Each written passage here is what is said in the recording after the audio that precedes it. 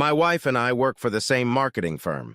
Lucy is an account ambassador. Don't ask what that is. Still don't know what her job is other than making out with clients.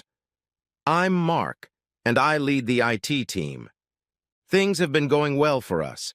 We are employed, happy, have finished renovating our dilapidated house, and have two wonderful children, 13-year-old Emma and 11-year-old Daniel. We live close to our families and have a close-knit group of friends. Both of us are in our 30s and we fit together, although in looks she wins out. She's 5'7" with long blonde hair and beautiful blue eyes. Lucy claims her family lives in Sweden and she looks Scandinavian slim. She is bright and lively and never seems to stand still. I am 7.5 centimeters taller with sand-colored hair. I prefer endurance sports like cycling and running, so I have a slim build. I am physically fit, but not in an ostentatious athletic way. I was surprised when I was invited for a long weekend on a private island owned by one of our firm's clients. Jack Edwards, our CEO, explained that he and his wife Margaret were going along with several directors and their partners. Lucy was also invited as she was the client's primary contact. It sounded like I was attending for the sake of crunching the numbers, but hey, you don't look a gift horse in the mouth. Jack explained that the client was very wealthy and easily our firm's largest client, that we would be leaving early Friday morning and returning Monday on a private charter, and everything would be provided for us. Lucy knew everything when I mentioned it on the way home. She had been working with the client for a few months now, seemed very impressed, and was looking forward to the free weekend. I asked her about the weekend, but she didn't seem to know much, so I asked her about the client. Lucy explained that his name was William Fellows and said he was in his early 40s, good-looking, exuded confidence, and had inherited a family fortune. She seemed a bit charmed, describing him as bossy and reserved, among other things. Great, I thought to myself. He sounds like an arrogant asshole, but until the weekend I'll probably keep that observation to myself. 2 weeks later, on a Friday morning, we found ourselves on a private charter plane. I have to say I was impressed. If it owned the island, it must be absolutely equipped. I'm not sure what I was expecting, but it seemed huge, maybe 5 miles long and a couple wide from what we saw coming in for landing. It looked like a 5-star resort, with the main buildings set behind a white sandy beach that formed a perfect crescent. Lucy was beyond thrilled, and the rest of us kept up with her. We were shown to our rooms and then went to our host's house for lunch on the veranda overlooking the bay. I wanted to hate him, but William seemed like a reasonable guy. Lucy even downplayed his looks. He looked like George Clooney. He thanked us for coming and told us to make ourselves at home. We chatted with the other 3 couples from our firm and met a stunning brunette named Charlotte, who I assumed was William's companion for the weekend. Aside from the service staff, the only other guy there not introduced to us looked like a security guard and was hanging around in the background. I wondered what kind of enemies William had that even on a desert island he still needed a guard. William greeted Lucy like an old friend, and they felt very comfortable in each other's company. She and the others seemed to obey most of what he said. I supposed this was natural, as he was an unusually generous host and their most valued customer. We had a wonderful afternoon, snorkeling, kayaking, and generally lazing around in the bay. Complimentary drinks and food were constantly offered. Later, we enjoyed an evening dinner with the rest of the group. The atmosphere was friendly and relaxed, and we socialized in small groups. Charlotte came up to us and introduced herself. She was sweet and talked about growing up in England. I got the impression that she was from a well-to-do family, but seemed genuinely nice. I wondered if she was a model or maybe she didn't need to work. To my surprise, she was quite flirtatious with me, even in Lucy's presence. I managed to politely dodge her by simply writing it off as being overly friendly. Constant care, no children, time to relax, and an idyllic location, the perfect setting for a romantic night. Lucy was particularly loving. Our lovemaking was intense, and she repeatedly professed her love to me. It was the best night I'd had in a long time. Perhaps there was something to this Love Island idea after all. I was hoping for a repeat the next morning, but Lucy had a quick shower and was ready for breakfast. Eventually, I managed to get my ass out of bed and catch up with her while she was talking to Jack and William. I wondered if it was work-related since both Jack and Lucy looked a little tense. Perhaps William was making out and using the weekend to push them into something work-related. When I approached, the conversation broke off, and after a quick bite to eat, we continued to enjoy another beautiful day by the pool with the rest of the group. On Saturday, we went out to dinner, and I noticed that Lucy had become more dressed up. She looked stunning in her red satin evening dress and stiletto shoes. After dinner, William asked if we could spare a few minutes. We agreed and followed him into his office, followed by a security guard. William sat down in a high-backed leather chair, and I sat on the couch across from him with Lucy, noting that she sat a little farther away from me. After a long pause, William spoke. "I have a proposition for you, Mark, and it's a personal one." "Good," I answered brilliantly, even though I was completely stunned. William continued. "I've had the pleasure of working with Lucy and getting to know her better over the last few months, and it's been an absolute pleasure. We get on fantastically well and have built a wonderful relationship." He paused, perhaps waiting for my reaction, but I had no idea what he was getting at, although the word relationship made me feel a little uneasy. He casually continued, "As a result, I have a suggestion. I'd like to spend the rest of the weekend with Lucy. Of course, I would be happy to compensate for the time she would have to spend with you, and for that purpose, I intend to transfer £100,000 into your joint account." I laughed. It was meant to be a joke, and I couldn't resist teasing. "Well, William, you seem to be a bit stingy. Didn't Robert Redford offer more than £1 million for Demi Moore? No one else laughed." William continued, "As with any business, I'm prepared to haggle about the price to get what I want. Besides, Charlotte will be in a quandary, and I would be delighted if you would agree to entertain her." I turned to Lucy, expecting her to smile, but she only looked concerned. "This isn't a joke, Mark. William has suggested that I join him, and I think we should seriously consider the offer." I wanted to punch him, but when I looked back, the guard was already closer. I wondered how he managed it. I didn't even see him move. William continued to speak. "I assure you, your wife is in full support of this idea. Where is the harm in that? We will all have a great time, and you will receive a substantial amount of money." I turned to Lucy. "Maybe the difference in price is because Demi Moore didn't want it for that amount of money?" Lucy flinched at this remark, but she had the good sense not to say anything back. I tried desperately to think, but had to concentrate on my breathing, which was becoming increasingly labored. I looked at the guard. His demeanor had completely changed. He looked wary and focused on my movements, and for good reason, as I really wanted to punch William in his smarmy face. "What's your name? Ex-military? From the looks of you? Does he do this shit a lot?" "Shane, sir, and I can't comment on that.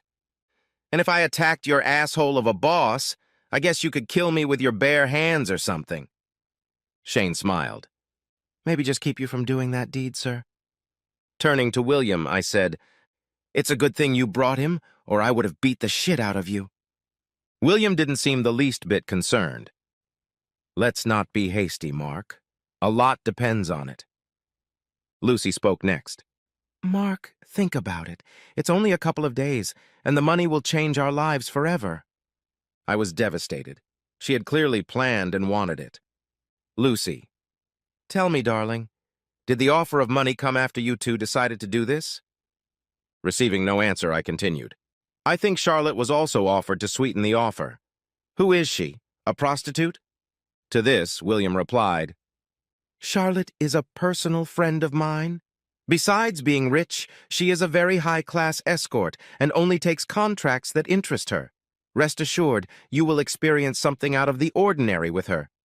I guess that makes prostitutes of them both."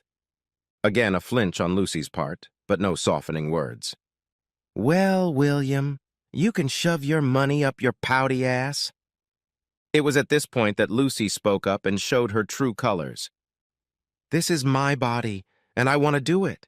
It's just sex, and we'll both have fun exploring it with others. William and I like each other, but nothing more than that. It doesn't change our love for each other. I'm sure you and Charlotte will have a good time, too." I was stunned by her words that were slowly reaching me. The difference, my dear wife, is that I don't want anyone else. And this is much more than you suggest. This is betrayal and conspiracy behind my back. I can never trust you again, and if you are willing to do it once, why won't you do it again? Lucy replied quickly, You're overreacting. I told you about it, so it's not a conspiracy or a secret, and I'm being completely truthful. This will happen, and then I will return, becoming completely yours. If you love me, you will allow me just this one thing. Think of what we can do with the money. Vacations with the kids, everything. Don't you dare use our children as an excuse. We don't need the money, and don't think I'll take you back. Your honesty will only work if we agree on something together, and the only person you agree on something with is this pompous asshole right here. The money is just an excuse. You want and plan to do it. I think the money and Charlotte are just because you didn't think I'd do it. Well, you're right. Even with the money, I still don't agree. Lucy continued. You're right. I want to do it. I want to experience something different, something new. And I'm attracted to William, but it shouldn't hurt us. I don't want to cheat. And you think that's better? You've already made your choice, even dressed up for him? Don't fight it, baby. You won't like the consequences. What the hell do you mean? Well, you're not going to come out of this with good consequences. If you fight it or go for a divorce, you'll lose everything, your house and your kids, even your job will be in jeopardy, and there's no need for that. So just accept it. Things will be much easier. I'll see you tomorrow, and remember, I love you and only you. I needed to leave. Breathing was becoming a real problem, and if I stayed, I would lose it. I stood up feeling wobbly and staggered towards the door. I heard Lucy calling my name, but kept walking. As I crossed the hall, Charlotte came up to me and gave me a hug, telling me everything was going to be okay. I turned to her. What are you, a fucking consolation prize? She walked away with her head held high. I kept walking, eventually getting outside and walking halfway across the yard, but I wasn't feeling very good. I heard footsteps behind me and was disappointed to see that it was Shane and not Lucy. Look, Shane, you just need to back off. And I'd love to, but I need to make sure you don't do anything stupid. Like what? Do you have any ideas? Because I don't. Mark, you don't look too smart. Just sit against the wall, pull your knees up, and concentrate on taking long, slow breaths. I felt weakened, and I didn't have the energy to argue. It seemed like it took forever, but it was probably only a few minutes before I calmed down. I noticed Shane sitting next to me. Thanks, I guess. I don't know what it was.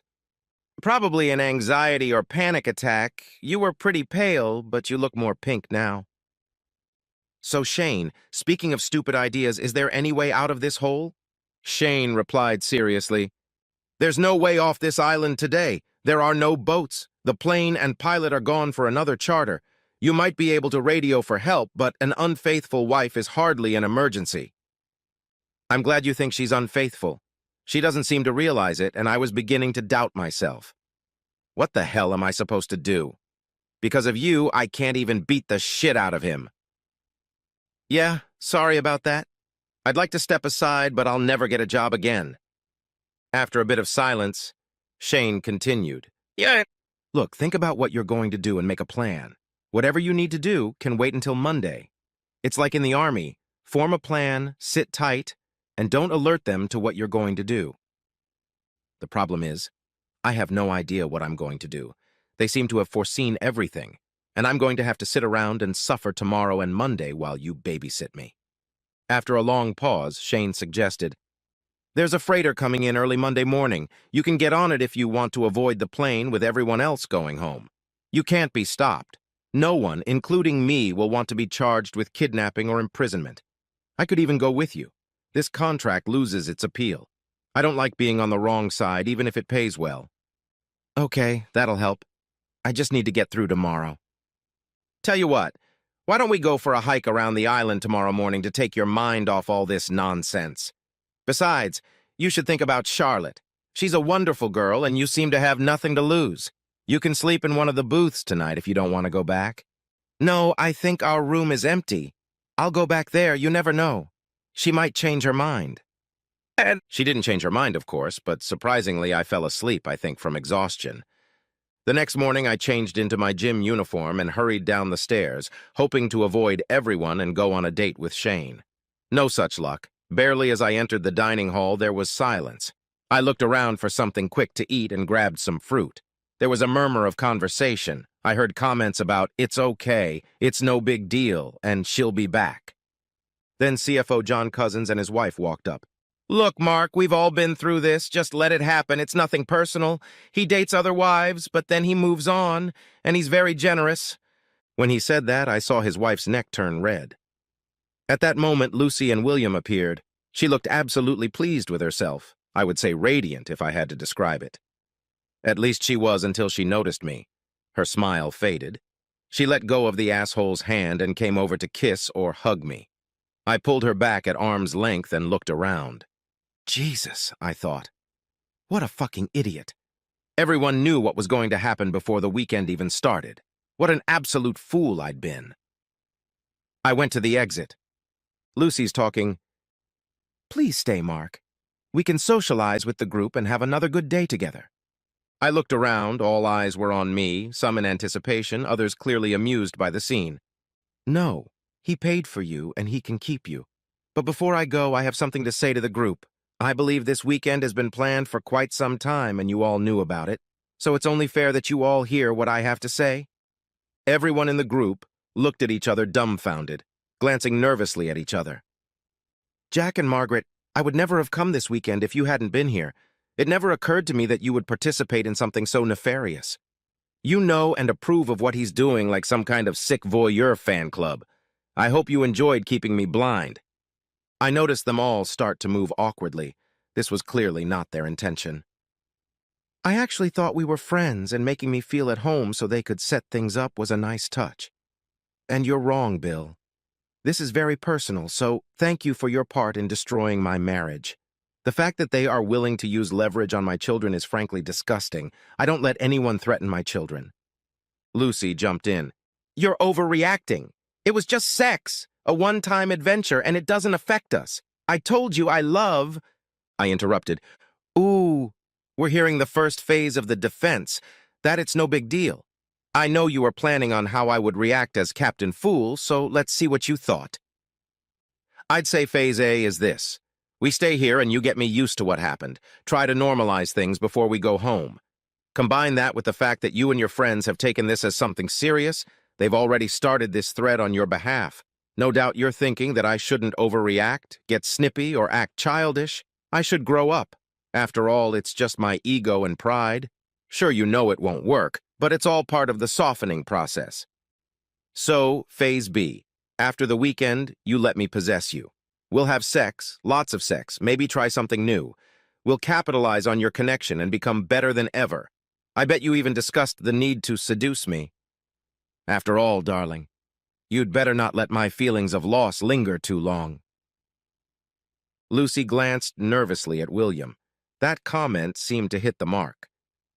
"What's more, we'll have the money he offered for you.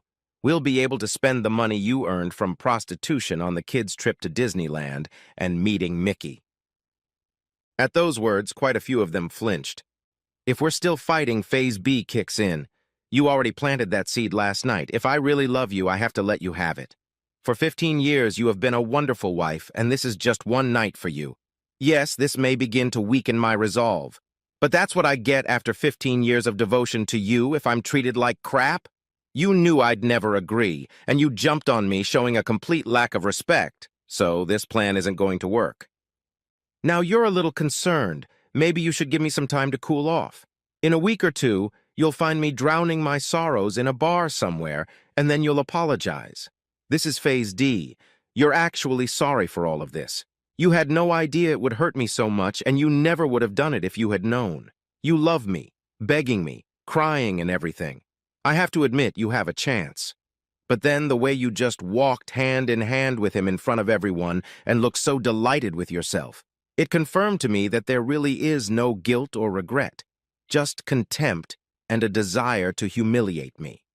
Phase G won't work for you. That's why you may finally need a backup plan. Phase D, threats. You'll take all the money, the house, and you'll sick the kids on me. You've already suggested that I might lose my job. William will pay to get you the best lawyers. I'll end up sad, poor, and alone. You might even threaten to move in with him and live happily ever after with our children." William's head popped up so fast I almost laughed. "Oh dear, it sounds like your lover doesn't really want your kids, baby." Lucy was finally able to find her voice.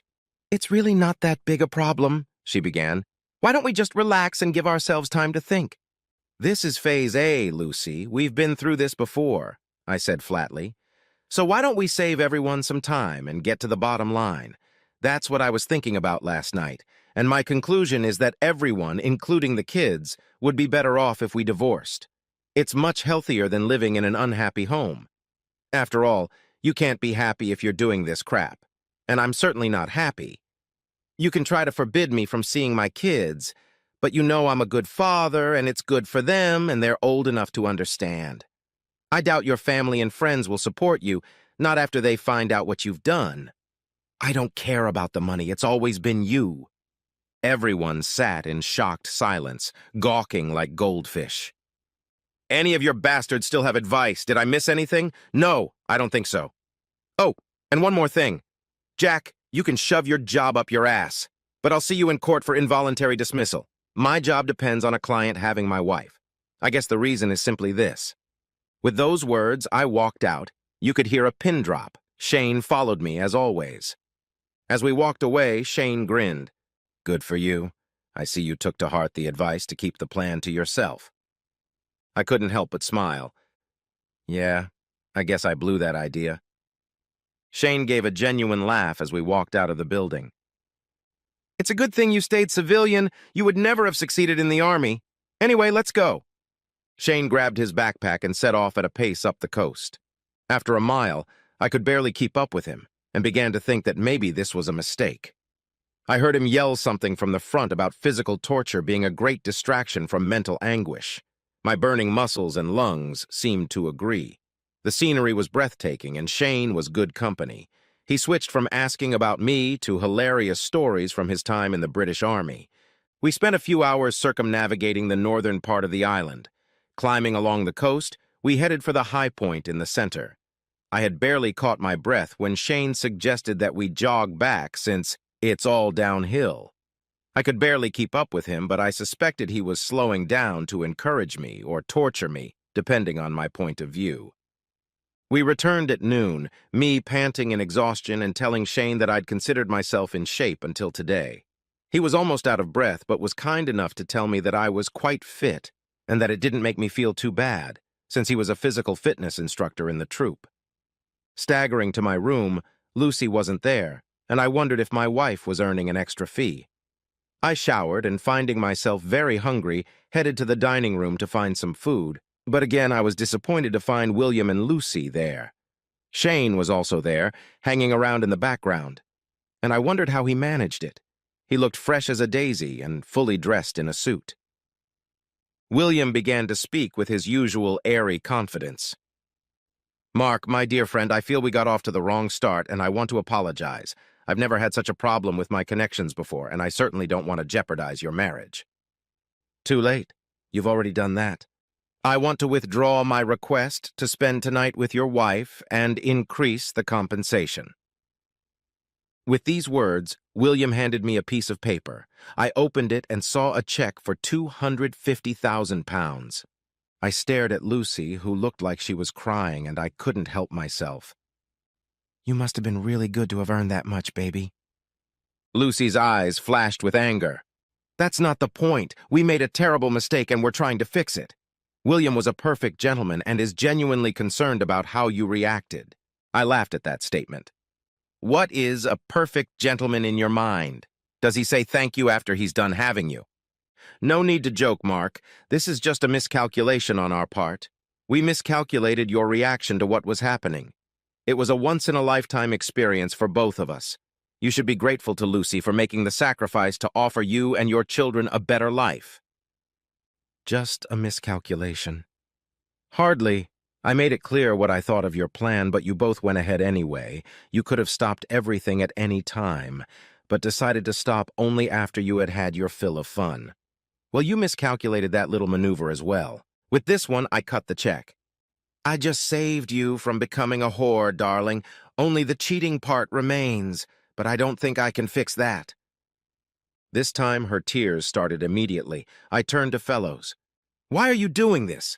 Control or the thrill of sleeping with another man's wife? Either way, it makes you a very sad bastard. Jesus, what are you, 48 years old and you're acting like a kid stealing toys just because you can? Don't you have anything more meaningful to focus on? William laughed in response. I run a multinational corporation and give millions to charity. I have a lot to focus on. According to the research I did last night, you inherited that corporation, and under your stewardship, it is shrinking. As far as charities go, attending gala dinners and fundraisers must be tough. When was the last time you did something on your own, got your hands dirty, and actually helped another person? I doubt you have it in you. You're so self-absorbed and too busy playing games with people's lives. Judging by the way you planned this weekend for everyone to know, it must be turning you on to humiliate others. Sorry, Lucy, but it wasn't just about wanting you. He had every board member's wife, so you are one of many. Why don't you? William, try growing up, have a real relationship with someone, put some of your wealth to good use, and stop being a complete asshole. It was the first time I'd ever seen him stammer his words and look unsure of himself. I continued. Shane, you better get that piece of shit out of my face before I take a chance on you.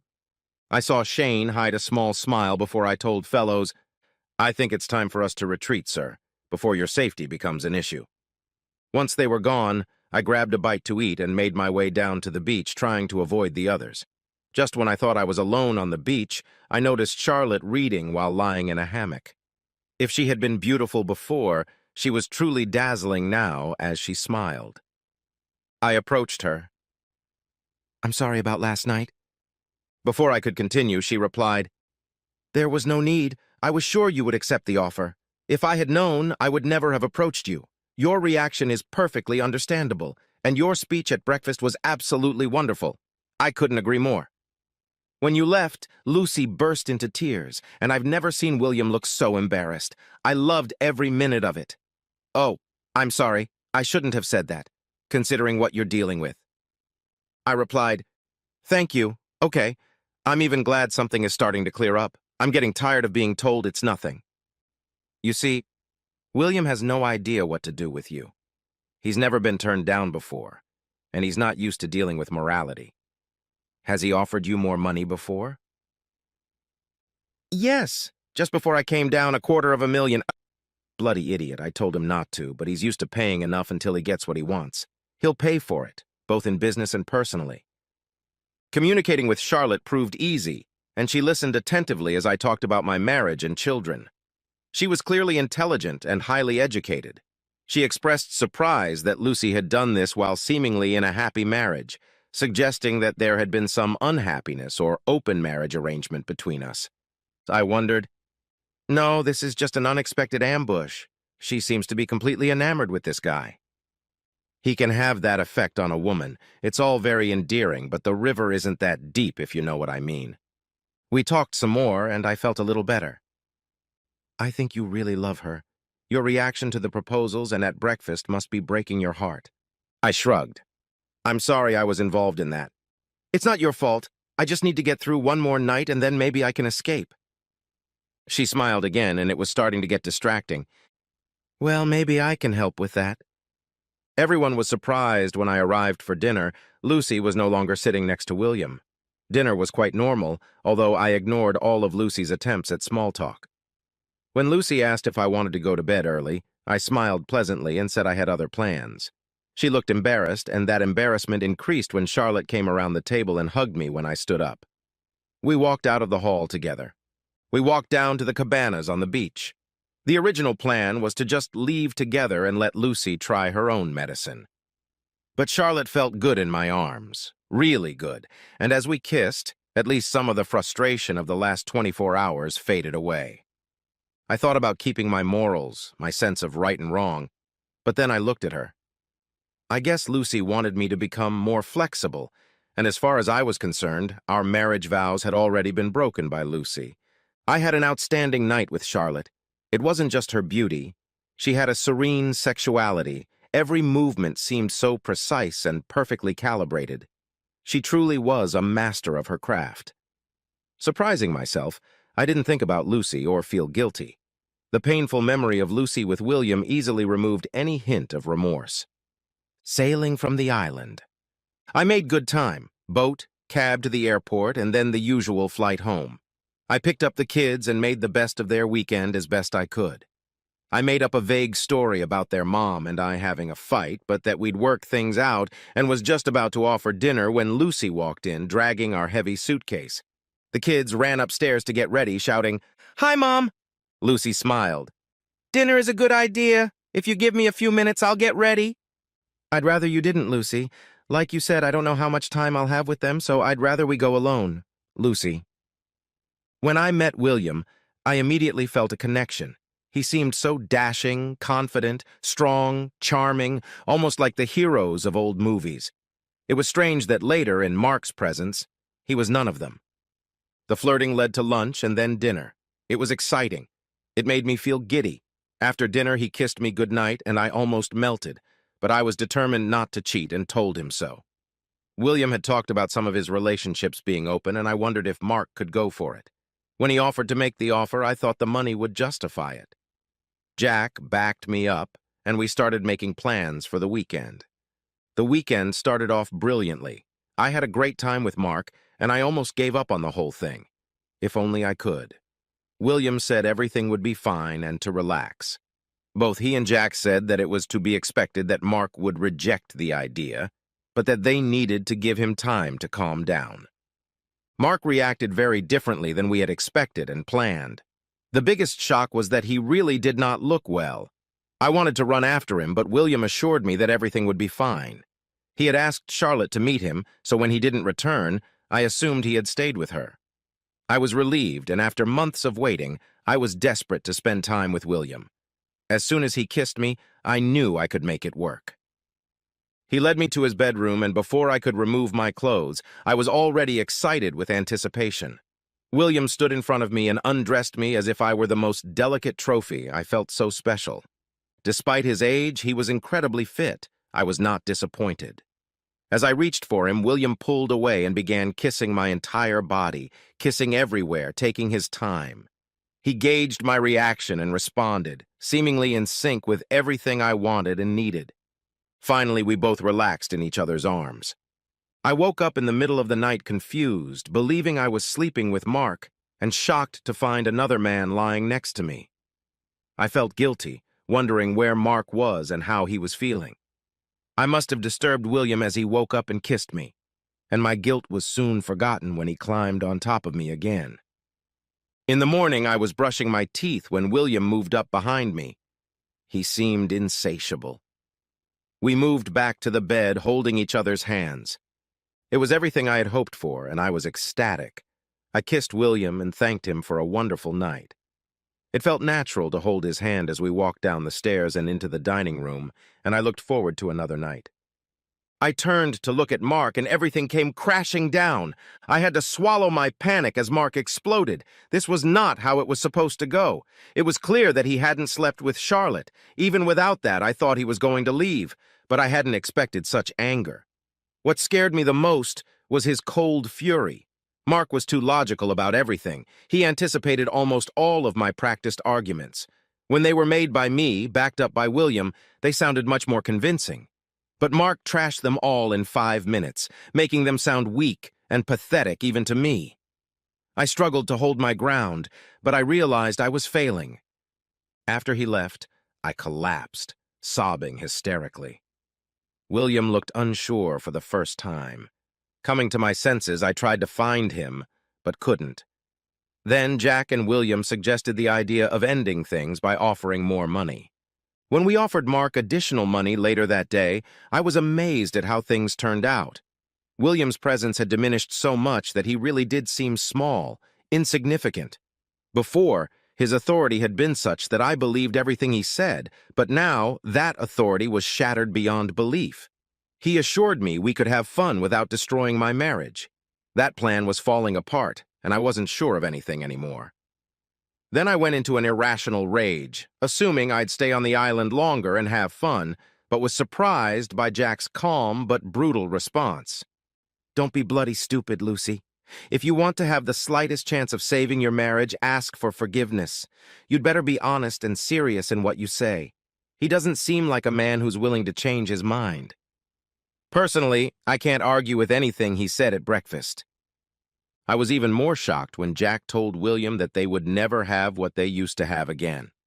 He went on to say that Mark is a decent guy and doesn't deserve any of the crap we've pulled, and William should take his advice and think about growing up. I was amazed that Mark was present at the evening dinner. I tried to talk to him, but he just ignored me. When he left with Charlotte, I was devastated. I was going to run after him, but what could I say? After all, I had effectively told him to do it and spent most of the trip justifying the meaningless sex. I felt angry and betrayed, and then I remembered that I had done this and more with Mark, but even worse was that it had all been pre-planned and was so public. I guess I deserved it. At least it might help us stay together if we both change. The plane ride back without Mark made me realize how much trouble my marriage was in because he managed to find a way to leave the island before we did. I never really talked to him properly after that, incident. The realization of my actions began to become apparent, and waves of guilt came over me. I reminded myself of the money. Who in their right mind would turn down that much? My constant tears turned into full-blown sobs bordering on hysteria that I couldn't control. Jack and Margaret became increasingly concerned about my well-being. When I got home, Mark was there but didn't want me to have dinner with him and the kids. I almost managed to hold it together until they left, and then I burst into tears again. Exclusion from the meal seemed to me an ominous prelude to my future life. Coming to my senses, I tried desperately to think of something to say when Mark returned. The problem was that everything sounded like something he'd already said, and I was too embarrassed to ask my mom or friends for advice. Mark. When we finally got home, the kids went straight to their bedrooms as usual, burrowing headfirst into their video games and phones. I stood looking at Lucy in the kitchen. She seemed completely unfamiliar to me. She almost whispered, "Can we talk? I mean, properly?" I shrugged, figuring we should figure it all out at some point, so why drag it out? "I'm sorry, Mark. I promise you it was just a one-time thing, and I'll be yours and just as faithful as I was before the weekend. I did it for the money. It could be life-changing for us as a family. I did it for us. You did it for you. We were fine, and money wasn't an issue. You couldn't wait to jump into his bed. You must have had a gourmet dinner and sex waiting for you. All in all, a good time was had by all." "You're overreacting. It shouldn't mean anything." "You really should skip the A phase, Lucy. It's bullshit, and you know it. This wasn't casual sex. It was a planned betrayal, arrogant, selfish, all the traits I hate, and I hate you very much right now." "So you did the same thing to that whore?" "No, I didn't. I got my revenge because nothing seems to get through to you. You couldn't pull your head out of your ass to see how it affected me. I never would have thought of it if I had a faithful wife. And I hope it hurt. Really hurt. Then you might have a small idea of how I felt. Only I didn't plan it ahead of time, and with everyone else's knowledge, making myself look like a complete idiot. Speaking of which, how long did your secret plan take? And was this your first time with him?" Her eyes widened at that, but then she seemed to realize that it was a sincere and reasonable question. "It was the first time we had lunch, and I knew he liked me. I think Jack and Margaret were probing me, asking if I was interested. The four of us had dinner, and for the first time in my marriage, I found myself aroused by another man. His confidence was intoxicating. I knew it was wrong and resisted as best I could. I managed not to go along with the affair. William then suggested the idea of asking you about the discovery of our relationship and what you thought about switching. We talked briefly about it one night, but it was clear that you wouldn't agree to it. Then he had the idea for this proposal, and I thought the money for you would justify it all. We were getting nervous as the trip approached, and he suggested inviting Charlotte to guarantee that you would agree. I didn't like the idea, but by then, I just wanted it to happen. I thought that even if you didn't exactly approve of it, we'd rebuild. Then you ruined all those ideas so effectively over breakfast, and I started to realize the consequences of what I'd done. Had it been worth it?" Lucy sighed. "No, of course not. I was so engrossed in him and listening to what he was saying. I never meant to hurt you." "Oh, then, Straight to phase D, unintentional pain. You enjoyed it. That was clear enough from the way you flew around during breakfast. Now you're just telling me what I need to hear. Sorry, the honest answer is yes, I enjoyed it. It was good, it wasn't bigger or better, it was just different. It was exciting, new, thrilling, and I was fascinated by him. He's very experienced and knows what he's doing, but this was a one-time thing. Please don't leave us and break up our family over a one-time thing. I found myself grinning crookedly. Funny, but that's exactly how I would describe what you've already done. Ruined our family over a one-time act. That's all on you, not me. You're right, it's all my fault. I'm sorry. I love you with all my heart. Well, not your whole heart. You gave some of it to him, and even if you say you didn't, your love still wasn't enough to keep me faithful. How can I trust you again? I was so trusting because it never occurred to me that you were capable of what you did. I guess I don't really know you. I can barely bring myself to look at you, let alone pretend it didn't happen. Lucy recoiled in shock. You can't say that. You love me. I know you do. I never thought I could lose you. I agree. You were only thinking about yourself and your ass, not me and the kids, and love sometimes isn't enough. I tried to calm down and move away from scoring points in the argument and anger. After a long pause, I continued.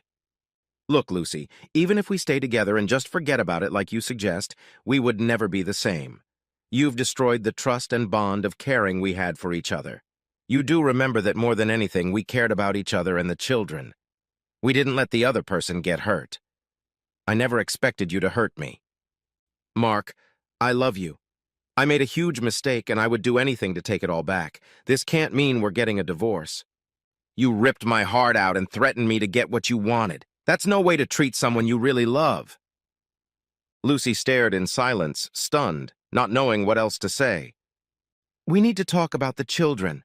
I think children are better off in broken homes than dysfunctional ones, so from that point of view, divorce is the best option. I agree that you will win custody, but don't try to forbid me from seeing them. It will be better for you, too. They listen to me. You're not very good at setting boundaries. I frowned at the irony of that comment. And they're already testing you. It would be better for both you and them if I stayed in their lives. Lucy shrugged her shoulders. Seriously, Lucy. Whatever happens, don't stop me from seeing our kids. Don't alienate me. I'm not the bad guy. I'm good to them, and I love them to bits. You haven't seen how mad I get. I will fight you to the end, spend all our money on lawyers, and we will destroy each other in the process. She nodded. I would never do that. You're a great father, and they need you. They will want you to continue to take them on trips and take them to all the sports sections. I turned and looked at her, surprised at the first comment where I sensed she wasn't trying to manipulate me or justify her actions. Be careful, Lucy. You're dismissing Phase D. Seriously, even though you know who I am, why would you do that? I can only think that deep down you wanted us to break up. God, never, Lucy said urgently. There's no excuse for it. I became selfish, convinced myself I could get something extra. I thought that somehow or other I could keep you. Why didn't you stop me that night and just leave? I couldn't breathe and I had to leave. Then it didn't seem to matter much anymore. The fact that you wanted another guy by any means meant I'd already lost you. That conversation killed us long before you got to his bed. It was probably over when you first started planning it. You spent weeks talking to him and preparing. Letting you go and not making you stop made it easier to end things. There was no going back. And that was the beginning of the end. The marriage was destroyed in less than 4 days. We divorced, thankfully, without any need for counseling. I don't think Lucy wanted to explain her actions. On the one hand, it's a shame. I was hoping someone qualified could show how misguided she was. One promise she did keep, and we ended up spending roughly equal amounts of time with the kids. She even admitted to them that it was all her fault without going into details. They were old enough to understand by now, and often decided for themselves where they wanted to stay. They were at the age where parents become glorified cab drivers and loan sharks. I'm biased, but I think they are great kids and handled the breakup very well. Children can be remarkably resilient. Under the terms of the divorce, Lucy could keep our house until the children reached adulthood and then sell or buy it back. But I still wanted that for the children, and it allowed them to attend the same school. Fortunately, the right decision paid off. By the time the kids were in college, real estate prices had skyrocketed. Lucy had to buy the share from me, and it became the best investment of my life. How could she afford it? Well, we kept the £250,000 and split it in the divorce. Just as with Charlotte, I couldn't hold myself to the moral high ground. What can I say? I am a practical man. Anyway, it seemed a small price to pay compared to the cost of marriage and what had been a happy life. I quit my job, was given compensation to avoid the infamous employment tribunal, and started my own web design business. Lucy kept making attempts to get us back together, but I just wasn't interested. So was it the right decision to end the relationship? It was messy, and there were certainly no winners, but the initial threats and repercussions didn't materialize. I wasn't going to forget or forgive that night, and there's something important about looking at yourself in the mirror and liking who you see there.